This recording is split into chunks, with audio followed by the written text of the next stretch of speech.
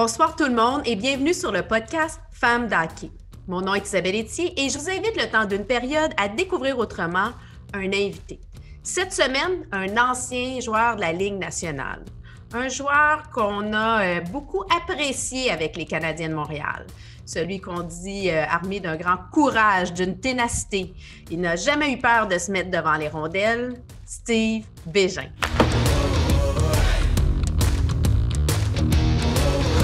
Donc, nous voilà en compagnie de l'ancien joueur de la Ligue nationale, Steve Bégin. Steve, bienvenue à Femmes d'hockey. Bien, merci beaucoup, ça me fait plaisir. Je me demandais quand est-ce que tu allais m'inviter, donc c'est fait. Bien là, on vient de commencer, ça ne fait pas si longtemps que ça. Tu étais vraiment là, dans les joueurs que je voulais rencontrer parce que tu as tout le temps marqué par ta ténacité, ton vouloir. Écoute, toi, une rondelle, tu n'as pas peur de ça. On te voyait souvent avec des échymauves dans le visage. Mais tu ne me voyais pas souvent avec la rondelle. Ouais.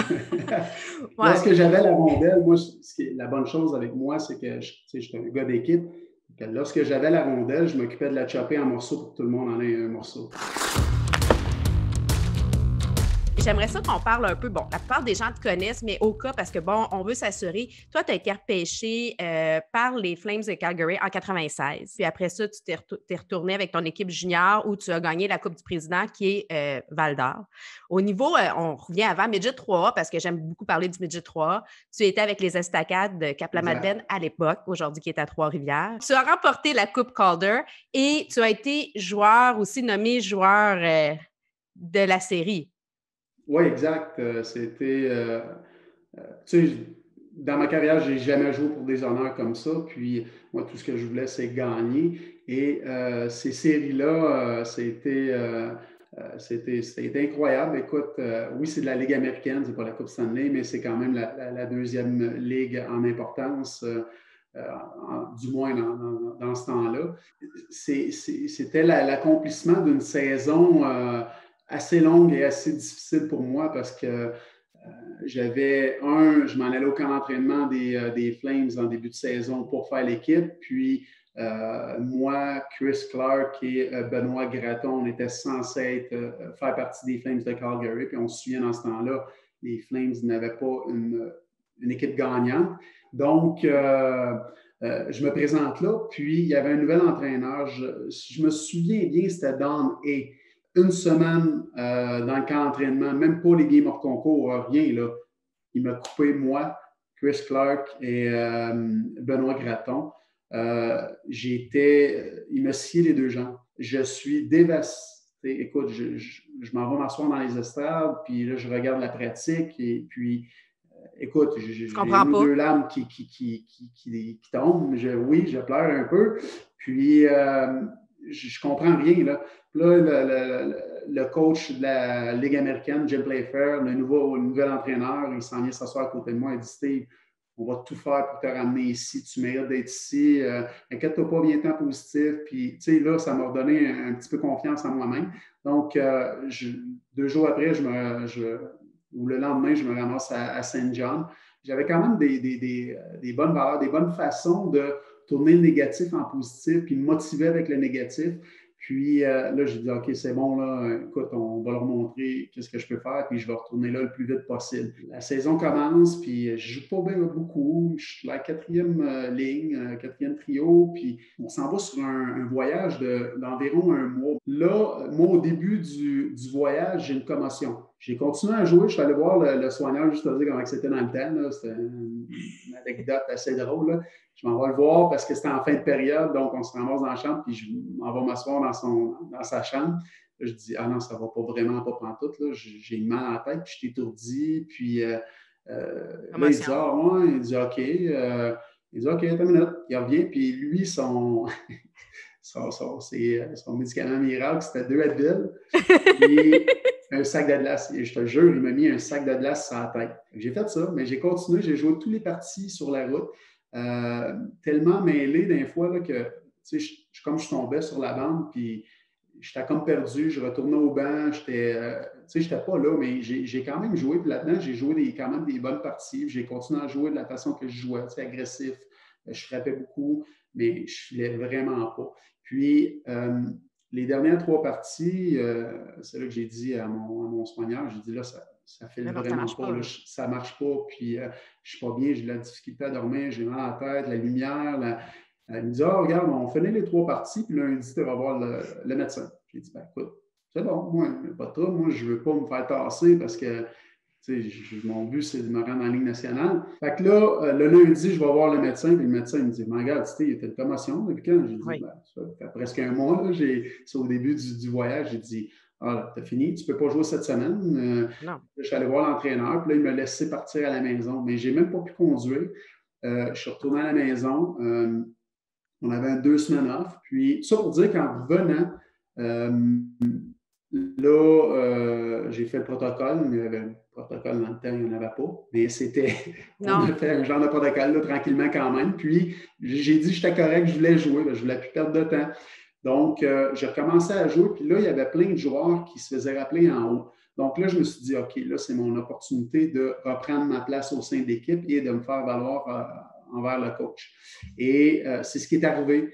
Le coach a vu qu'il avait besoin de moi, a vu qu'est-ce que je pouvais apporter à l'équipe, puis j'étais comme devenu indispensable pour lui. Donc, je me suis fait rappeler 2 fois à Calgary et on a fait les séries, on a gagné les séries et j'ai été nommé MVP. Tout ce long de cette histoire-là pour te raconter que ce n'était pas une bonne saison pour moi, mais j'ai terminé sur une bonne note. J'ai terminé avec quelque chose que jamais j'aurais pensé avoir. Et le directeur général, qui était Greg Button dans ce temps-là, vraiment une bonne personne, incroyable. Il est venu me voir, il a pris des photos avec moi puis mes trophées, puis il a dit, Steve, plus jamais, tant aussi longtemps que je vais être dans la Ligue nationale, que tu vas jouer dans la Ligue américaine. À partir de l'an prochain, ta place est dans la Ligue nationale. Tu sais, je n'étais pas fou quand même. Là, je savais que je n'avais pas un talent extraordinaire. Je me tenais quand même dans mes limites, mais je savais que côté caractère, côté cœur, côté travail, je surpassais tout le monde. Là. Puis je savais que c'était avec ces atouts-là là, que j'allais me rendre dans la Ligue nationale. Puis pour moi, j'étais convaincu qu'il n'y avait pas personne qui allait me dépasser ce côté-là et que j'allais faire mon chemin comme ça. Toi, tu as abandonné tes études le temps que tu as été joueur, junior majeur et après. Donc, tu as fait un retour sur les bancs d'école à 40 ans. 22 ans plus tard, tu as dit, OK, moi, c'est important d'aller finir mon diplôme. Ça a commencé il y a 3 ans, ça a duré 1 an de temps, ce cours-là. J'ai tout de suite sauté dans l'aventure, puis j'étais tellement content et fier surtout d'avoir cette opportunité-là, d'avoir ce challenge-là, parce que je suis quelqu'un qui est nourri au challenge. Ouais. Et puis là, je n'avais un gros devant moi, puis je savais que j'aurais de la difficulté et je savais que le challenge en soi serait difficile et c'est pour ça que j'ai sauté dedans, là. Mais j'ai retourné sur les bancs d'école, à la maison avec le programme Challenge You. Avec passion, je l'ai fait, puis je me suis donné. Là. Ce que j'entends, c'est que tu as eu la même éthique de travail dans tes études que tu l'as eu sur la glace. Puis comme sur le hockey, bien, même la lecture, les études, il faut que tu le pratiques. N'importe quoi, tu as besoin de pratique, tu as besoin de travailler et tu as besoin de mettre du temps supplémentaire, des heures, des minutes, mais j'aurais aimé ça lorsque j'étais plus jeune, qu'il y ait quelqu'un qui me dise tu as besoin de lire plus souvent. Lorsque j'étais dans mes débuts pro. Là. Il n'y avait pas non plus la Ligue, ce n'était pas une priorité. Et aujourd'hui, on voit un changement, puis je trouve ça bénéfique. Je ne sais pas si tu es d'accord avec moi. On voit vraiment que ce soit le midget 3, que ce soit au niveau junior majeur, on voit vraiment un vouloir de reconnaître et de célébrer et d'encourager la persévérance scolaire. Mais ils n'ont pas le choix de s'ajuster parce qu'on voit aussi également qu'il y a des ligues qui commencent à ouvrir, que c'est axé sur l'étude. Je pense que c'est important. Puis j'ai vu, il y a quelques années, j'ai été assistant coach avec Steve Hartley à Drummondville et j'ai vu les changements. Les joueurs sont obligés de se présenter à l'école. Si ce n'est pas à l'école, ils ont des cours qui se fait dans une nous autres à Drummondville, c'était dans une chambre spéciale, dans un bureau à l'Arena. Puis les joueurs devaient se présenter là, puis il y avait quelqu'un qui supervisait le tout. On s'en va dans la bonne direction. Master, il faut continuer à évoluer envers ça et il faut continuer à mettre notre énergie et mettre l'emphase sur l'étude et non seulement sur le hockey. Femme de hockey est associée avec la Fondation des Canadiens pour l'enfance Ben et oui. tu as été, lorsque tu as joué pour le Canadien de Montréal, tu as été très impliquée. On me disait que tu faisais partie de ces joueurs qui étaient plus qu'au-delà d'être présents, c'est que ça venait te toucher aussi. Tu étais très sensible à la cause et au programme de la Fondation. Tu es encore présent aussi là, comme ambassadeur. Là. Pour moi, redonner à la communauté, ça fait partie du métier. Puis moi, c'était une fierté pour moi là, lorsque je jouais pour le Canadien. Puis encore aujourd'hui, j'en fais encore beaucoup. Moi, aussitôt qu'il m'appelait, c'était oui. Pour moi, les enfants, c'est important, c'est le futur, puis ils ont besoin d'avoir une égalité dans tout. Là. Tous les enfants ont besoin d'être sur le même pied d'égalité, puis avoir la même attention, la même chance égale. Puis pour moi, c'était la chance de le faire et j'ai encore plaisir à le faire. Moi, j'adore ça, là, me pencher et me mettre au niveau d'un petit enfant là, qui te regarde avec des étincelles dans les yeux. Pour moi, c'est fantastique. Tu te donnes un sourire en fin de ça. Là, tu viens de gagner. C'est ta tu viens d'avoir ta paye drette là. Pour moi, c'est fantastique de voir ça. Puis ça a toujours été comme ça. Puis j'ai toujours adoré faire ça. Le Canadien, la Fondation du Canadien pour l'enfance, c'est tellement une belle fondation qui redonne beaucoup. Et là, présentement, ils ont aussi le programme Bleu, Blanc, Bouge qui font des patinoires réfrigérées à travers le Québec dans les milieux défavorisés. Puis, il y a quelques années, il y a 2-3 ans, je ne me trompe pas, ils en ont fait une dans le quartier où j'ai grandi, où je suis né. Et la patinoire est là. Puis le chalet qu'ils ont fait, ils ont mis beaucoup plus d'argent pour faire un beau chalet. Et lors de la présentation de l'inauguration avec le maire et l'organisation du Canadien, que j'étais présent aussi. Le maire a parlé, après ça, tout le monde a parlé, et puis, je pense que c'est Geneviève qui est allée parler également. Et puis, le maire est retourné sur le stage, puis il a dit je pense que j'ai une bonne idée. Qu'est-ce que vous en dites si on nommerait le chalet Steve Bégin? Puis, c'est une belle fierté. C'est un bel hommage. C'est un très bel hommage. Puis, tu sais, je vais juste prendre le temps d'expliquer pour ceux qui n'ont pas lu ta biographie, qui n'ont pas entendu. C'est sûr que tu as eu une enfance qui n'a pas été dite normale, dans le sens où tes parents se sont séparés, tu étais quand même assez jeune, tu n'avais pas 2 ans, tu as grandi, tu as un frère et une sœur. Ton père avait un problème, avait la maladie de l'alcoolisme, malheureusement. Donc, tu as eu à te débrouiller, à faire dans une situation un peu plus vulnérable, comme on dit. Donc, tu l'expliques bien dans ta biographie. Là, je glisse un mot si vous ne l'avez pas lu, la biographie de Steve Bégin, Ténacité, Courage, Leadership, écrit par Luc Gélina. Je pense que ça vient prendre toute une autre dimension lorsqu'on sait d'où tu viens puis comment tu as pris, toi, ces défis-là de vie pour en faire une éthique et accomplir et devenir ce que tu es aujourd'hui, parce que tu as une après-carrière aussi, tu as un travail, tu as ta femme que tu as rencontrée d'ailleurs à Val-d'Or, tes 2 filles. Je pense que c'est tu es un bel exemple à suivre et à regarder. Ben merci. Écoute, je dis souvent qu'avec, en jouant pour le Canadien, j'ai acquiert une notoriété que des fois, tu ne t'aperçois pas ou que tu ne veux pas nécessairement. Et puis, à un moment donné, tu comprends que, OK, c'est bon, tu l'as, mais il faut que tu en profites, il faut que tu en partages. Puis avec ça, tu peux transmettre des messages importants pour les enfants, pour les personnes qui veulent évoluer dans la vie, qui veulent aller loin et tout. Fait que je pense que c'est une belle opportunité pour moi. Puis, j'essaie d'aider le monde autant que je peux. Là. Maintenant, on va faire place aux femmes parce que tu sais qu'à Femmes de hockey, on aime mettre en valeur le rôle des femmes dans le hockey. Je viens de dire justement que toi, tu as grandi avec ton père, tu n'as pas eu une présence nécessairement maternelle, mais à travers ton parcours, tu as rencontré ta femme, comme on disait, à Val-d'Or, Amélie, avec laquelle tu as 2 filles qui sont rendues dans l'adolescence. Donc aujourd'hui, tu es entouré de femmes. Tu sais, je suis quand même quelqu'un qui adore le monde, qui aime parler. Je suis une bonne personne, je suis très poli. Oui, j'ai été élevé dans un milieu difficile. J'ai été élevé avec mon père. Mon père avait des bons principes quand même. Là. Exactement. Où est-ce que l'aspect familial m'a vraiment frappé, puis je me suis dit, puis je me souviens d'y avoir dit là, également à ma femme, lorsque j'ai commencé à sortir avec, puis qui m'invitait à souper chez elle, l'aspect familial à tous les soirs, ils soupaient ensemble. À tous les soirs, ils discutaient pendant le souper, puis ils parlaient, ils se posaient des questions. Mais c'était aujourd'hui que vous avez fait. Moi, j'étais assis là, je n'avais jamais vécu ça de ma vie. J'étais là.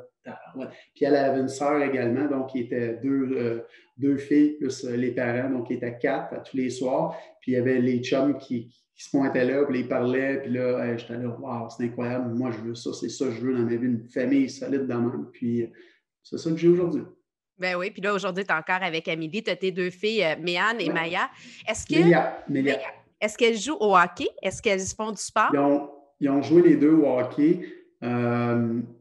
Ça n'a pas duré longtemps. C'est elles qui m'ont demandé de jouer. Moi, ici, ça a toujours été, ils vont faire ce qu'ils veulent. Mais moi, il y avait juste une consigne à la maison, c'est tu te donnes au maximum. Puis, ils ont joué 1 an, 2 ans, les deux, puis ils ont lâché. Ils ont été chacun dans des sports différents.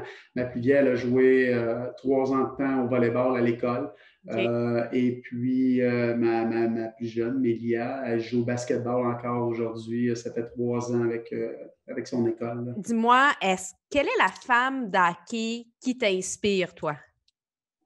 Bien, écoute, moi, là, ce que je vais faire, là, c'est que je vais aller un petit peu plus loin lorsque j'étais, avant de nommer celle qui m'inspire présentement. Okay. Mais je vais aller un petit peu plus loin.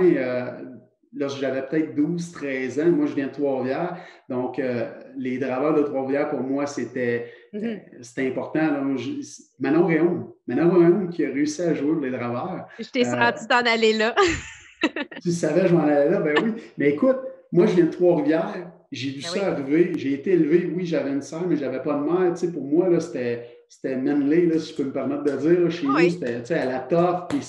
Puis là, je vois une fille arriver là. Je comprenais comme plus rien. Puis là, je suis comme, c'est hot, ça, c'est cool. Mais, tu sais, pas plus que ça, mais j'étais impressionné. J'étais vraiment, vraiment impressionné. Puis, écoute, ça a été longtemps. Manon m'avait impressionné. Puis, son cheminement aussi, son parcours qu'elle a fait, je pense que c'est encore une ambassadrice du sport. Puis, mais là, écoute, je ne peux pas passer à côté. Puis, sûrement la réponse de la plupart du monde, Marie-Philippe Poulin, qui, avec tout ce qu'elle a fait, qui est une player, qui est une joueuse qui est clutch au bon moment. Tu sais, c'est une leader, c'est une belle ambassadrice pour le sport. Et je pense que les jeunes joueuses de hockey se tournent beaucoup vers elle. Puis on peut dire c'est comme c'est Sidney Crosby qu'on dit, là? Bien, c'est ça, la Crosby du hockey féminin ici au Québec, au Canada. Je pense qu'elle m'inspire beaucoup et elle m'impressionne également beaucoup. Puis c'est une bonne personne aussi. C'est quelqu'un qui dégage de bonnes choses. Et tu peux pas avoir mieux là, en tant que, si on peut dire, héros là, au niveau du sport du hockey canadien. Là. Elle a une belle...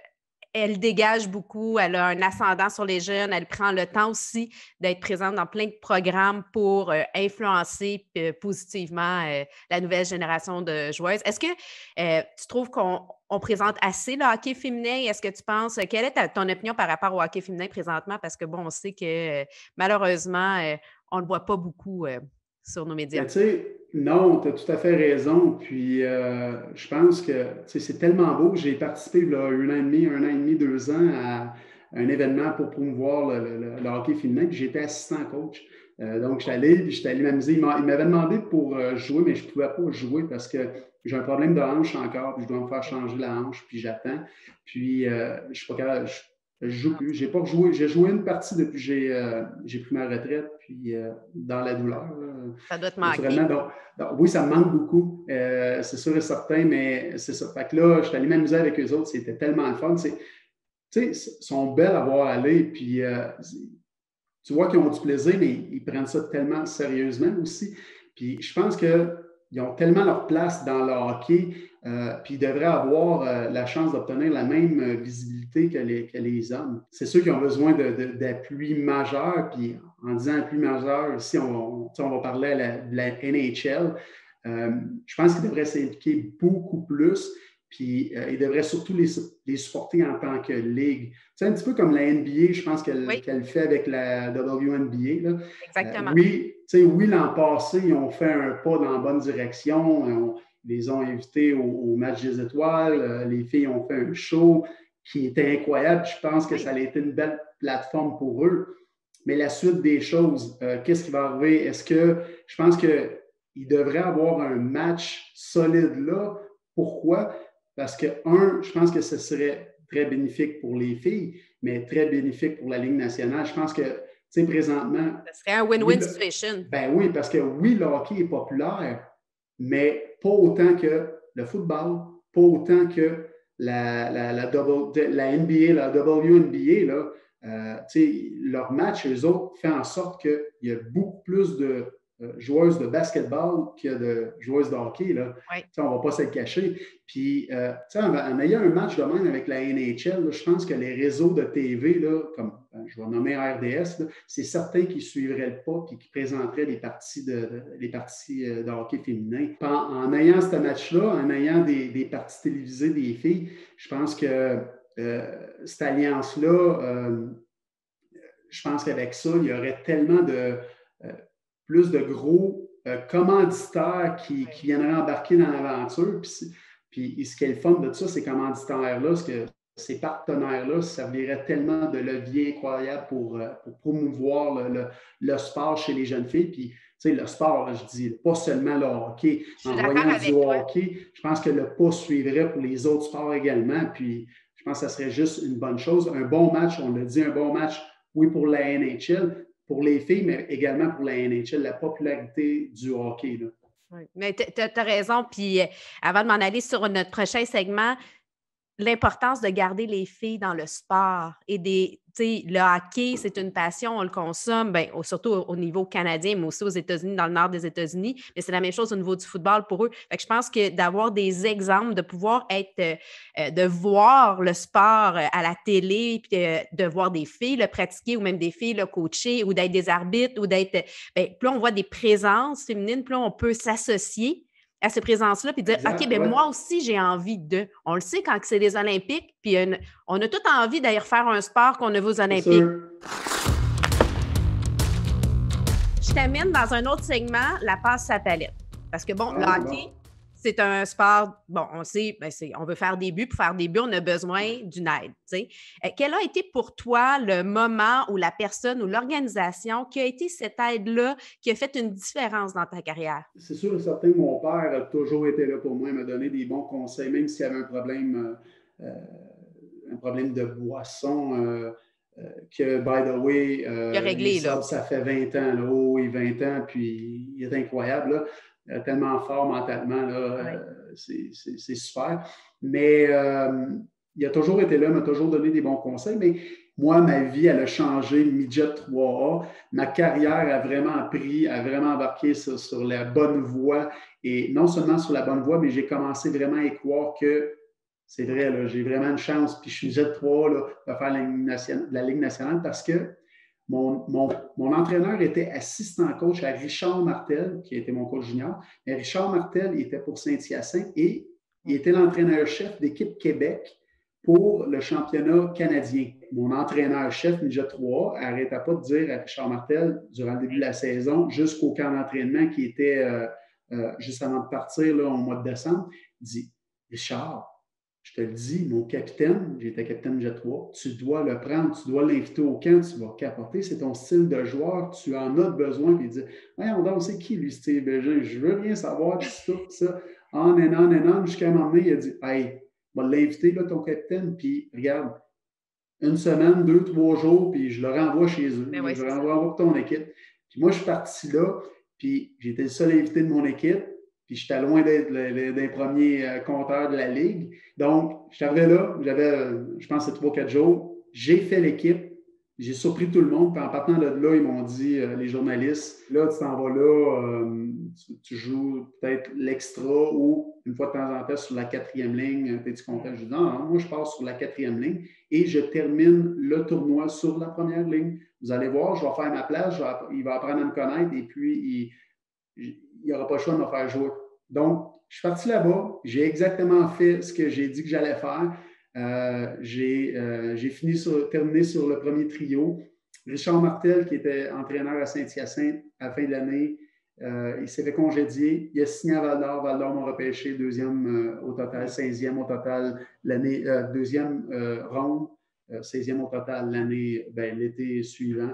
Et moi, j'ai toujours dit, ma carrière a vraiment commencé dans le midget 3 avec ce tournoi. Bien, je suis contente de l'entendre, puis ce que je trouve beau dans ce que tu nous soulignes, puis à la maison, de prendre conscience de l'importance des coachs, justement, au niveau mineur, dans les structures. Quand on arrive Midget 3, bon, les gens savent, là, je suis en charge du marketing pour la Ligue Midget 3 du Québec. Okay. Donc, moi, ça me rend très fière d'entendre les paroles que tu dis, parce que c'est vrai que c'est important. On a les 300 meilleurs jeunes, on a du coaching staff, les entraîneurs qui sont là, qui sont présents, qui font une différence. Puis de dire de jamais baisser les bras. C'est important de choisir les bonnes personnes.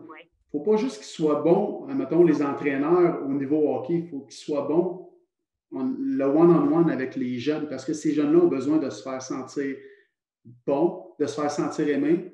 Ils doivent se sentir bons, en confiance. Et c'est des éléments importants pour leur évolution, pour qu'ils graduent, qu'ils performent au prochain niveau, puis qu'ils avancent dans la vie. Mais tout ça pour dire que le hockey, souvent, est une plateforme, est une projection de ce que tu vas être dans la vie. C'est la façon que tu vas agir dans la vie. Tu sais, si tu te présentes au hockey, puis je ne t'aime pas aujourd'hui, je vais faire les choses à moitié, mais tu vas faire les choses à moitié toute ta vie.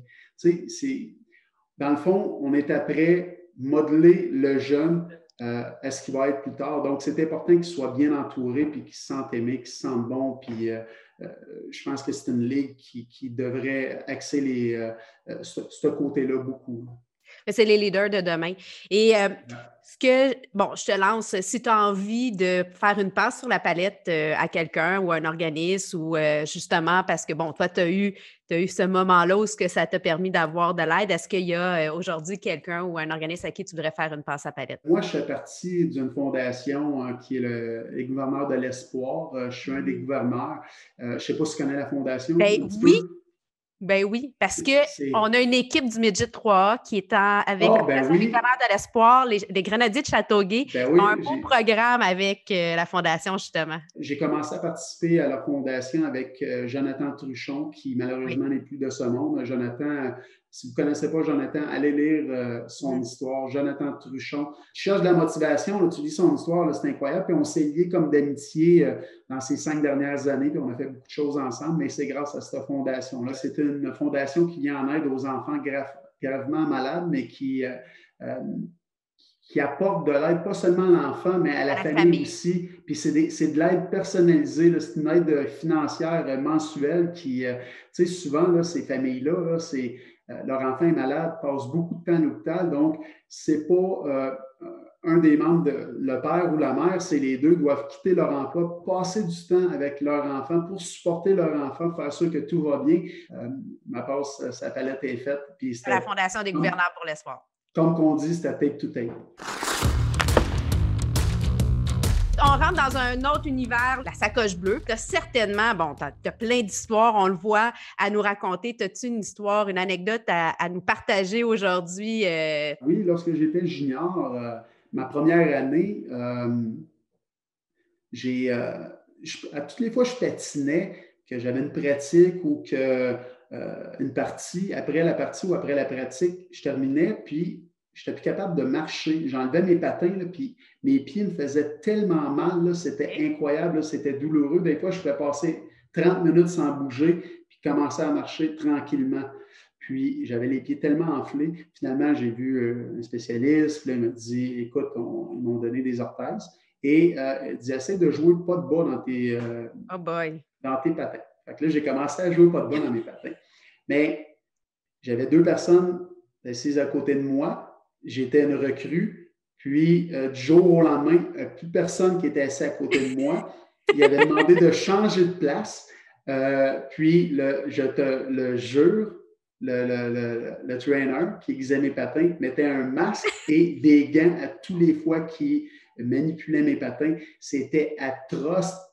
Écoute, moi aussi, là, on va s'entendre dans ce temps-là, Puis en plus, les juniors, tu ne changes pas tes patins souvent, là, comme que tu Non, veux. tu n'avais pas les sports, là. Ah non, tu es tough le plus longtemps possible. Donc, moi, mes patins étaient accrochés à ma place. Il n'y avait pas personne à côté parce qu'ils n'étaient pas capables de sentir mes patins. J'ai joué de même pendant 1 an et demi. Puis après ça, je me suis rendu compte que j'étais capable de remettre des bas avec mes orthèses. Je m'étais fait mes orthèses. Donc, ouais, j'ai senti des pieds très forts sur l'air pendant à peu près 1 an et demi de temps. Et encore aujourd'hui, avec mes chums, on en parle souvent de ça. Puis c'est drôle. À Femmes de hockey aussi, on met en valeur des produits québécois. On le sait, c'est important de supporter l'achat local. Quel est le produit ou le service québécois que tu veux nous mettre en valeur aujourd'hui? Écoute, c'est le produit d'un de mes amis. Oui. Atypique. C'est une boisson que je pense zéro alcool dedans, Oui. qui est fantastique. Mes enfants l'adorent. Oui. Toute la famille l'adore. Donc, c'est le fun. Je voulais juste parler d'Atypique. C'est très bon également. Puis, on n'est pas loin de la réalité là, avec ces produits-là. Donc, ils ont fait un job de marketing incroyable et le produit en soi, il est fantastique également. Donc, un autre passe sur la palette de mon ami Étienne, donc avec les produits atypiques, c'est incroyable. Je voulais parler de ça aujourd'hui. Bien, je pense que comme toi, c'est un gars qui a persévéré, il n'a pas eu facile à des moments. Lui, c'est lui qui l'a vécu, là, mais il n'a pas abandonné, il a été entouré. J'ai une pensée pour Maïka, justement, sa femme, qui a été à ses côtés à travers cette épreuve-là. Puis aujourd'hui, c'est le fun de le voir en santé, bien, avec des beaux projets. Puis on est content de voir nos gens bien. Steve, merci de ta générosité. On aurait pu continuer encore longtemps. Je pense qu'il y a tellement de choses à raconter. Il va falloir te réinviter. Oui. Ton travail, ton acharnement, encore aujourd'hui, ce que tu fais dans la vie, tu continues à être présent. Tu as été assistant coach aussi dernièrement. Donc, merci de ton passage à Femmes de hockey. Ça m'a fait plaisir. Puis à une prochaine. Écoute, c'était le fun. C'est un beau podcast. J'adore. Tu fais une belle job. Donc, félicitations. Puis surtout, lâche pas parce que c'est une belle plateforme pour les filles dans le sport. Donc, félicitations. Puis il faut continuer justement. On ne lâchera pas. On est là pour rester. Fait que merci. J'espère. Puis à la prochaine, tout le monde. À une prochaine. Bye bye.